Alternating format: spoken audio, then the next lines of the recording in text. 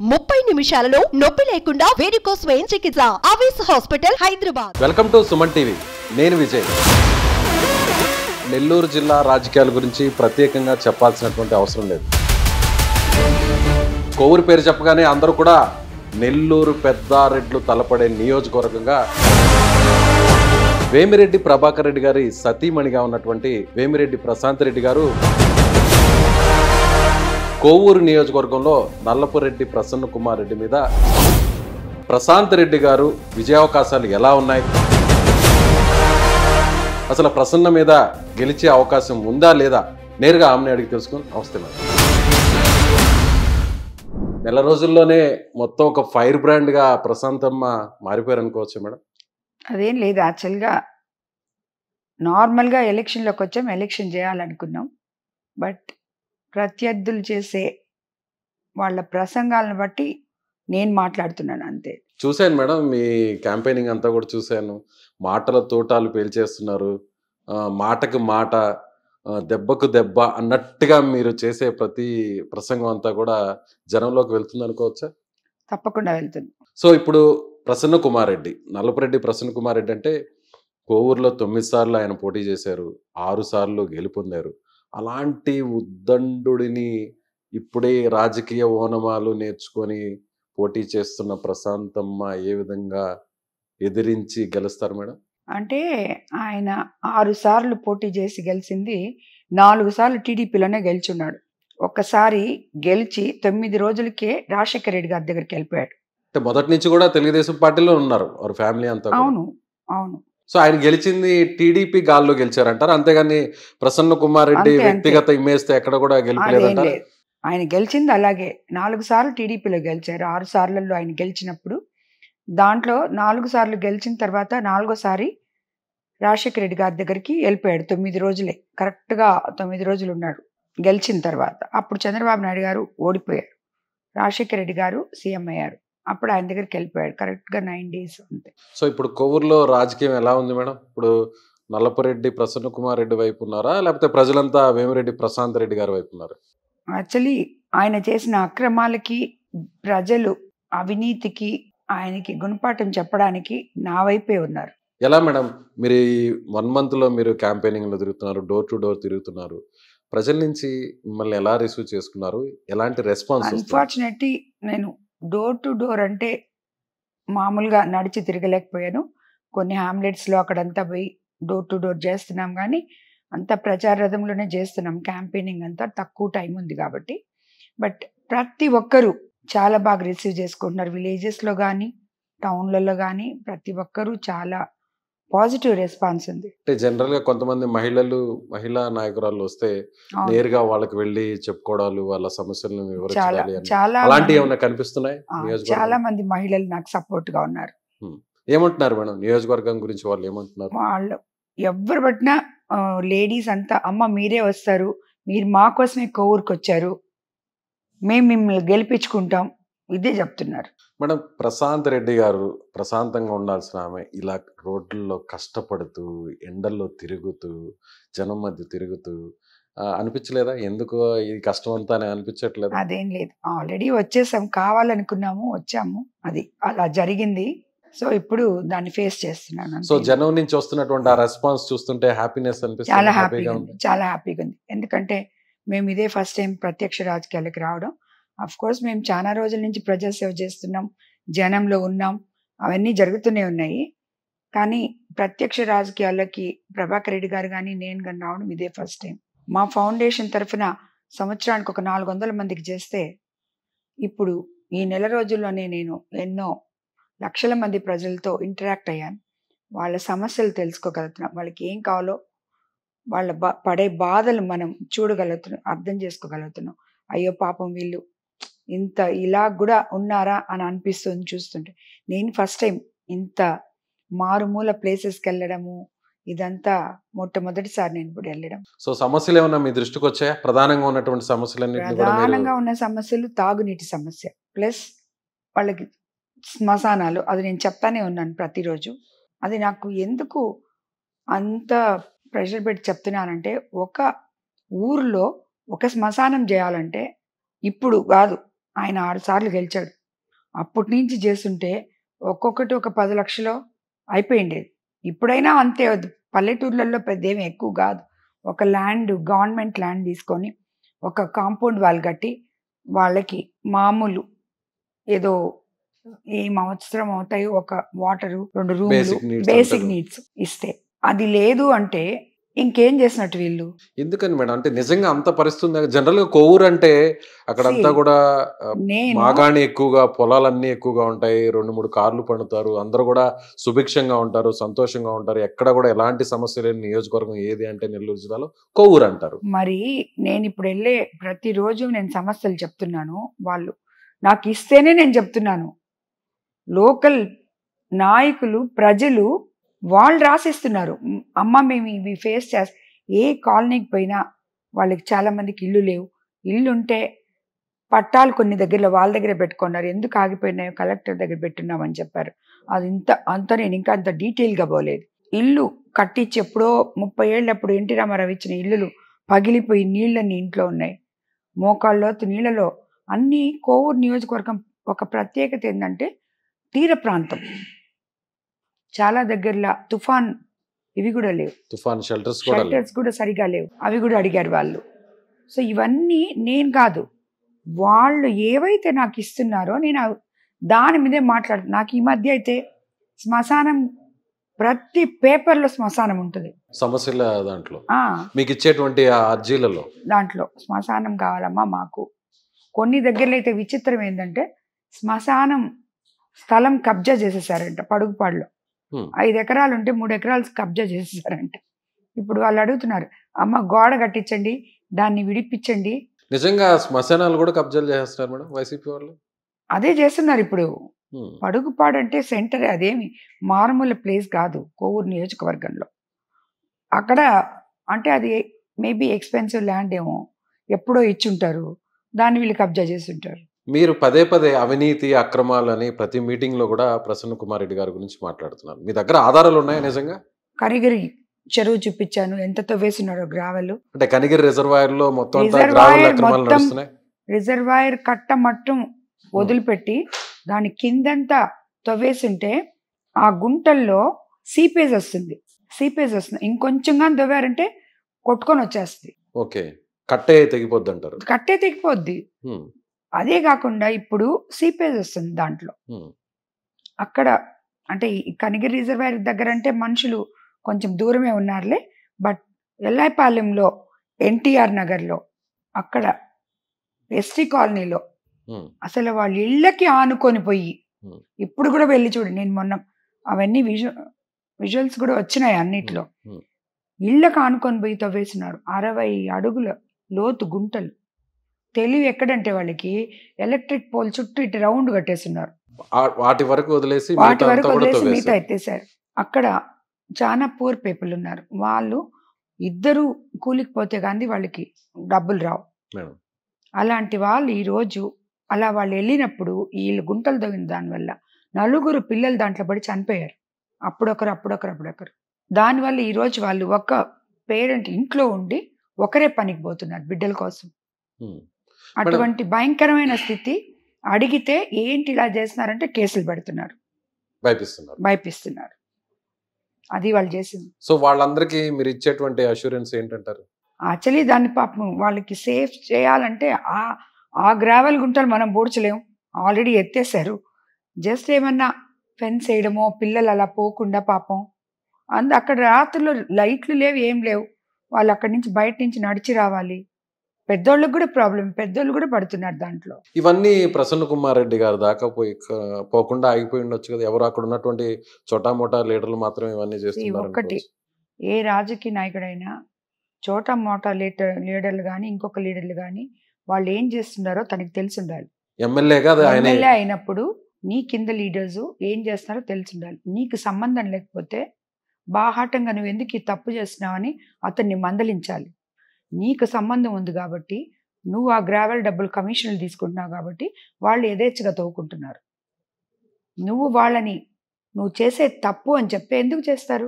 ఈయనే వెనకుండి ప్రోత్సహిస్తున్నారు. అవును, 100%. ప్రత్యక్షంగా కానీ పరోక్షంగా పరోక్షంగా వాళ్ళకి మొత్తం అంత షాడో ఎమ్మెల్యేస్ సో వాళ్ళ ద్వారా ఈ పనులు చేయిస్తున్నారు వాళ్ళు. అది మేడం, దాంట్లో వీళ్ళకి ఒక భాగం ఇస్తారు. ఎమ్మెల్యే గారికి ఇస్తారంట. అంతే కదా. మరి ఎమ్మెల్యే గారికి ఇకపోతే కాన్స్టిట్యుయెన్సీలో అంత అన్యాయం జరుగుతుంటే, అంత గుంటలతో వేస్తుంటే ఏం చేస్తున్నాడు ఎమ్మెల్యే? ఎమ్మెల్యేకి లీడర్స్ని, తన తర్వాత ఉండే లీడర్స్ని అడిగే హక్కు లేదా? ఎందుకు ఇలా చేస్తున్నావు అని అడగలేడా? భయమా వాళ్ళని చూస్తే? ఎప్పుడు వస్తుంది నీకు ఆ భయం? నువ్వు దాంట్లో భాగస్వామి అయినప్పుడు నీకు భయం వస్తుంది. నువ్వు నీతి నిజాయితీగా ఉంటే ఏ లీడర్ తప్పు చేసినా అడిగే కెపాసిటీ నీకు ఉండాలి. సో పెద్ద స్థాయిలో గ్రావెల్ మాఫియా నడుస్తుంది కోవూరు నియోజకవర్గంలో అంటారు. అవును, ఖచ్చితంగా మీరు ఎమ్మెల్యే గెలిచిన తర్వాత వాటన్నిటిని కూడా నిలిపేస్తారా? తప్పకుండా 100%. వాళ్ళ మీద ఏదన్నా చర్యలు తీసుకునే లాంటి పరిస్థితులు ఏమన్నా ఉంటాయంటారా? అక్రమాలకు పాల్పడిన వారు పరిశీలించి తప్పకుండా తీసుకుంటాం. మేడం, వేమిరెడ్డి ప్రభాకర్ రెడ్డి గారు విపిఆర్ అంటే ఒక బ్రాండ్. ఆయన ప్రత్యక్ష రాజకీయాల్లోకి రాకముందే మీరు ఆయన మీ ఇద్దరు కూడా చాలా సేవా కార్యక్రమాల్లో పాల్గొన్నారు. స్కూల్ కట్టారు, హాస్పిటల్ కట్టించారు, అనేక ఆధ్యాత్మిక కార్యక్రమాల్లో పార్టిసిపేట్ చేశారు, పేదవాళ్ళందరినీ కూడా ఆదుకుంటూ వచ్చారు. ఇప్పుడు ప్రత్యక్ష రాజకీయాల్లోకి మీరు వచ్చారు. విపిఆర్ గారేమో ఎంపీగా పోటీ చేస్తున్నారు, మీరు ఎమ్మెల్యేగా పోటీ చేస్తున్నారు. సో ఎలా చూస్తున్నారు అప్పుడు చేస్తున్నటువంటి కార్యక్రమాలకి ఇప్పుడు చేయబోయేటువంటి కార్యక్రమాలకి? జనం దగ్గరకి, జనం మధ్యలోకి మీరు వెళ్ళిన తర్వాత తేడా గమనించారా? మాకేం పెద్ద డిఫరెన్స్ కనిపించలేదు. అప్పుడు మా దగ్గరికి వచ్చే వాళ్ళకి సేవ చేసేవాళ్ళం, ఇప్పుడు మేము వెళ్ళి సేవ చేస్తున్నాం. మీరు డబ్బున్న వాళ్ళు, వందల వేల కోట్లు ఉన్న వాళ్ళు ఎన్నికల్లో పోటీ చేస్తున్నారు. వాళ్ళు గెలిస్తే ఉంటారో ఉండరో తెలియదు, ఓడిపోతే అసలు కనుచూపు మేరలో కనిపించరు. నేను మాత్రమే కోవూరు నియోజకవర్గానికి ప్రజలకు అందుబాటులో ఉంటాను అని పదే పదే ప్రతి మీటింగ్లో ప్రసన్న కుమార్ రెడ్డి చెప్తున్నారు. డబ్బున్న వాళ్ళు అనడం, మేము ఏ రోజు వాళ్ళకి మాకు డబ్బు లేదు అని చెప్పలేదు. ఎందుకంటే ఈ సోకాల్ ప్రసన్న కుమార్ రెడ్లు వీళ్ళందరే మా దగ్గరే తీసుకోపోయినారు డబ్బు. కాబట్టి మేము డబ్బు లేకుండా రాజకీయాల్లోకి రాలేదు. లేదు మేము పేదవాళ్ళమని చెప్పటము లేదు. కానీ వాళ్ళ దగ్గర డబ్బు లేకుండా వాళ్ళు పేదవాళ్ళు కాదు. వాళ్ళ దగ్గర చాలా డబ్బులు ఉన్నాయి. 100 కోట్లు పెట్టి హైదరాబాద్లో ఇల్లు కడుతున్నాడు ప్రసన్న కుమార్ రెడ్డి. సో కాకపోతే డబ్బుకి ఇక్కడ తేడా ఏంటంటే, మాది కష్టపడి నీతి నిజాయితీగా సంపాదించిన డబ్బు, వాళ్ళు గ్రావెల్, శాండ్ మాఫియా, ఎన్ని మాఫియాలు ఉన్నాయో అన్ని, భూ కబ్జాలు మొత్తం ఇవన్నీ చేసి, అండ్ రియల్ ఎస్టేట్ ఈ 5 సంవత్సరాల్లో 1200 ఎకరాలు రియల్ ఎస్టేట్ వేశారు. ఈయనేం బుచ్చిని 4 లైన్ చేసి పెద్ద రోడ్లు వేసి ఈయనేం ఉద్ధరించలేదు. ఎక్కడ రియల్ ఎస్టేట్ వస్తుందో అక్కడ చేశాడు. డెవలప్మెంట్ వస్తే అక్కడ డబ్బులు వస్తాయి కాబట్టి వాటి మీద చాలా పెట్టాడు. అదే అక్కడ కోవూరులో పీటర్స్ కెనాల్ ఉంది, అదే ఇంకొక గుడిపల్లి కాలువ ఉంది బుచ్చిరెడ్డిపాలెంలో. ఆ కాలువలు చుట్టుపక్కల ప్రజలు నివసించలేక అల్లాడిపోతున్నారు. నువ్వు ఎత్తే ఇసుక గ్రావెలు చేసే ఆ మెషిన్ తీసుకుపోయి ఆ పూడికి ఎత్తావంటే ఎంతసేపు పడుతుంది? ప్రజలు హ్యాపీగా ఉంటారు. ఒక తట్ట మట్టి కూడా వేయలేకపోతున్నారు. ఒక తట్ట మట్టి దాంట్లో నుంచి పూడిక తీయలేకపోతున్నాడు. మేడం, మీరు అన్నారు ఈ 1200 ఎకరాల రియల్ ఎస్టేట్ 1200 ఎకరాల్లో ప్రతి ఎకరాకి 5 నుండి 10 లక్షలు కలెక్ట్ చేశాడు ఎమ్మెల్యే. అవును, కమిషన్, ప్రతి దాంట్లో కమిషన్ కావాలి. అంటే ఎక్కడ జరిగినా గానీ జరిగితే ఆయనకి పోకుండా ఒప్పుకోడు, అంతే. మరి ప్రసన్న కుమార్ రెడ్డి చాలా సీనియర్ ఎమ్మెల్యే, చాలా పెద్ద కుటుంబం, మరి ఆయనకేం అవసరం అంటారు మేడం? ఆ విధంగా కక్కుర్తుపడి మరి అన్ని చోట్ల డబ్బులు తీసుకోవాల్సిన మట్టి దగ్గర, ఇసుక దగ్గర. మీరు ఒకసారి అది వెళ్ళి ఆయన అడగండి, లేదంటే కోవూరు ప్రజలు అడగండి, ఎంత ఇచ్చారో చెప్తారు. కోట్ల రూపాయలు సంపాదించేశారంటారా ఇట్లాగే? మేడం, ఇప్పుడు ప్రధానంగా ఇఫ్కో సెజ్ అనే దాన్ని మీరు ప్రస్తావిస్తున్నారు, విపిఆర్ గారు కూడా పదే పదే ప్రస్తావిస్తున్నారు. నియోజకవర్గంలో 100 ఎకరాలు అక్కడ రిజర్వ్ చేసి చాలా మంది భూములు కూడా కోల్పోయినారు, సరైనటువంటి పరిహారం కూడా అందలేదు. అలాగే నిరుద్యోగులు కూడా సరైనటువంటి పరిశ్రమలు కూడా అక్కడ రాలేదని చెప్తున్నారు. మీకు పక్కా ఒక యాక్షన్ ప్లాన్ కానీ ఒక విజన్ కానీ ఏమన్నా ఉంది? యాక్చువల్గా నేను ఇఫ్కో సెజ్ అక్కడ ఉండేది చాలా సంవత్సరాల నుంచి తెలుసు. ఇప్పుడు నేను అది మాట్లాడుతున్నాను. కానీ నిన్ననే నా దగ్గరికి 400 మంది రైతులు వచ్చారు. నేను ఈ ఎలక్షన్ టైంలో ఇంకా ఇప్పుడు మళ్ళీ దాన్ని ఇచ్చేయాలి లేదని క్వైట్గా వదిలేశాను. 400 మంది రైతులు వచ్చారు. అది వాళ్ళు కాంపెన్సేషన్ ఇవ్వలేదని కోర్టులో వేస్తున్నారు. ఆ కోర్టులో వీళ్ళు గవర్నమెంట్ మారిపోతుందని, అందులో ఈ రాజేంద్రకు సంబంధించి రాజేంద్ర వాళ్ళ వైఫ్, రాజేంద్ర అంటే మేడం అంటే ఈ ప్రసన్న కుమార్ రెడ్డి బ్రదర్, ఓకే, రాజేంద్రనాథ్ రెడ్డి వాళ్ళ వైఫ్ వాళ్ళ యాన్సిస్టర్స్ దేవుడికి ల్యాండ్ ఇచ్చుంటే దాంట్లో ఏదో ల్యాండ్ ఉందంట, అదేదో ఎంతో 12 వేణుగోపాల స్వామి గుడికో దేనికో ఇచ్చున్నారు. అది వాళ్ళు వీళ్ళకి ఇచ్చి వీళ్ళ వరకు కాంపెన్సేషన్ తీసుకొని ఒక 3 crores 4 crores కాంపెన్సేషన్ ఎంతో తీసుకున్నారు. అది అందుకే చెప్తున్నా, డీటెయిల్స్ నాకు ఇంకా కరెక్ట్గా తెలియదు. తీసుకున్నారు. తీసుకున్న తర్వాత వాళ్ళ వరకు తీసుకొని రైతులకంతా ఇవ్వలేదు, అది రైతులకి రాలేదు, వీళ్ళు మాత్రం తీసుకున్నారు. వీళ్ళు కూడా కోర్టులో ఉన్నారు, మాకు కూడా ఇంకా రావాలని ఇంప్లీడ్ అయ్యారు. ఇప్పుడు మరి ఏమైందో, మొన్న 6వ తేదీ వెళ్ళి మేము వాంటెడ్గా మా దేవుడు పొలం రాసిచ్చాము, అంతేగాని మేము దాన్ని డబ్బులు తీసుకొని ఇవ్వలేదు, మేము మామూలుగా ఇచ్చేసాం ఫ్రీగా అని చెప్పి రాసిచ్చారంట.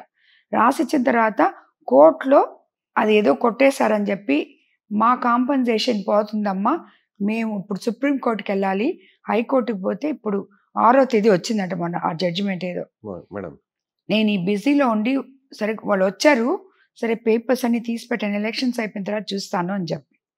సో దాంట్లో కూడా ఏదో మెస్ చేస్తున్నారు వీళ్ళు మొత్తానికి. అంటే అక్కడ కూడా వాళ్ళని మోసం చేసి మాకు పరిహారం అవసరం లేదు అన్నట్టుగా డైవర్ట్ చేయడానికి ట్రై చేశారంట. ఐ థింక్ ఇది చాలా ఇయర్స్ బ్యాక్, అది ఇప్పుడు ఎందుకు వచ్చిందో నాకు తెలియలే.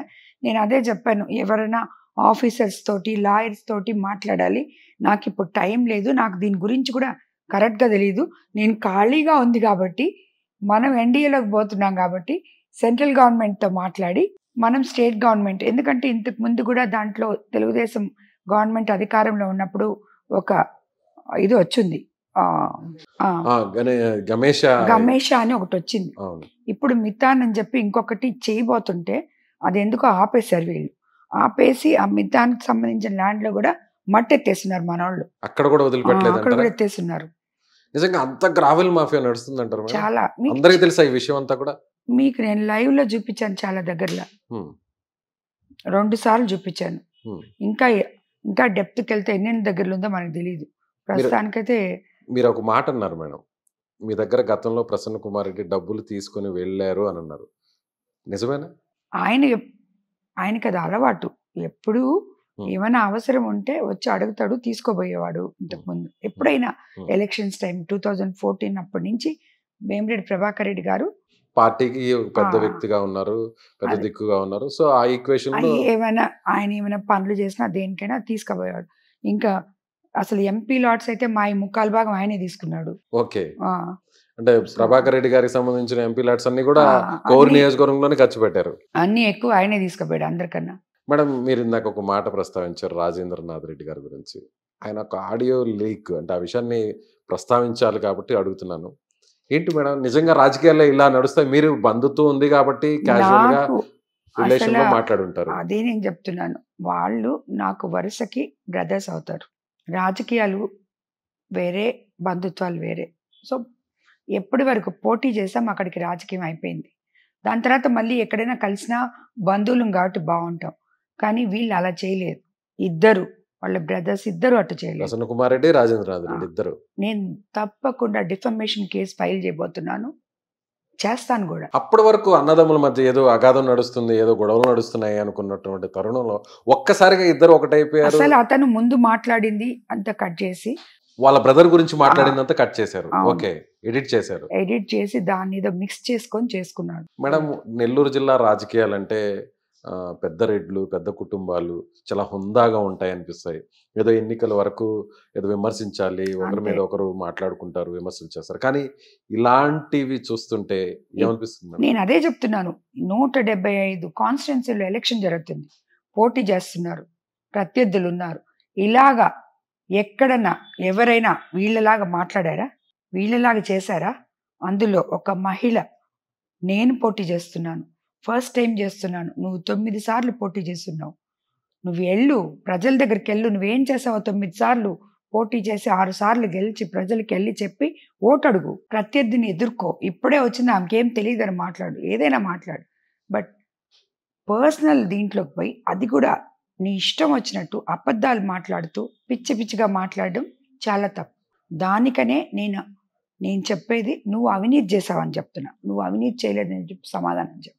అది వదిలేసి ఏదేదో మాట్లాడతాడు. మిమ్మల్ని పర్సనల్ గా టార్గెట్ చేసి మాట్లాడుతున్నారు కదా, అది కూడా ఇప్పుడు మీకు పాజిటివ్ గా మారింది అనుకోవచ్చా? అవన్నీ నేను పెద్ద పట్టించుకోలేదు. ఎందుకంటే ఒక మహిళని కూడా చూడకుండా ఈ విధంగా ఎన్నో సంస్కారం దశాబ్దాల లేని రాజకీయ చరిత్ర ఉన్నటువంటి వారు ఈ విధంగా టార్గెట్ చేసి అదే మాట్లాడుతున్నారు అని నియోజకవర్గంలో చర్చ నడుస్తుంది అనుకోవచ్చా? ఒక మహిళని ఈ విధంగా తప్పకుండా టార్గెట్ నడుస్తుంది, తప్పకుండా నడుస్తుంది. మీరు పదే పదే చెప్తుంటారు కోవూరు అవును, ప్రజలు, అలాగే కోవూరు ఓటర్లు కూడా చాలా చైతన్యవంతులు, అవును, విఘ్నులు అని. అవును, సో రేపు రాబోయే ఫలితం కూడా అలాగే ఉండబోతుందా? తప్పకుండా. వీటన్నిటిని కూడా పరిశీలిస్తారంట. దీనికంతటికీ సమాధానం రేపు మే 13వ తేదీ బాలెట్ ద్వారా కోవూరు ప్రజలు సమాధానం చెప్పబోతున్నారు ప్రసన్న కుమార్ రెడ్డి గారికి. అది సో విపిఆర్ గారు కూడా ఎంపీగా ఆయన పోటీ చేస్తున్నారు. ఆయనకు గెలుపు అవకాశాలు ఎలా ఉన్నాయంటారు? మొత్తం చాలా నియోజకవర్గం బాగున్నాయి. అంతా కూడా ఒక్కసారిగా విపిఆర్ ఫ్యామిలీ టీడీపీలోకి రాగానే మొత్తం జిల్లా అంతా ఒక్కసారిగా మారిపోయింది. రాజకీయంలో మార్పులన్నీ కూడా వచ్చేసాయి అది ఇక్కడ నెల్లూరు జిల్లా విపిఆర్ రాజకీయం అంతా. గారంటే, వేమిరెడ్డి ప్రభాకర్ రెడ్డి గారంటే జనానికి ఉన్న నమ్మకం, క్రెడిబిలిటీ. ప్రభాకర్ రెడ్డి గారు అంటే ఎవరికైనా మంచి చేస్తారు కానీ చెడు అనేది చేయరు. అవినీతి అనేది ఆయనకి తెలియదు. ఆ పదానికి అర్థం కూడా తెలియదు. సో మీరు కానీ విపిఆర్ గారు కానీ ఒక మాట చెప్పితే ఆ మాటని ఖచ్చితంగా నెరవేరుస్తారు, ప్రజలకు ఇచ్చినటువంటి మాట అనేది అందరూ కూడా తెలుసు.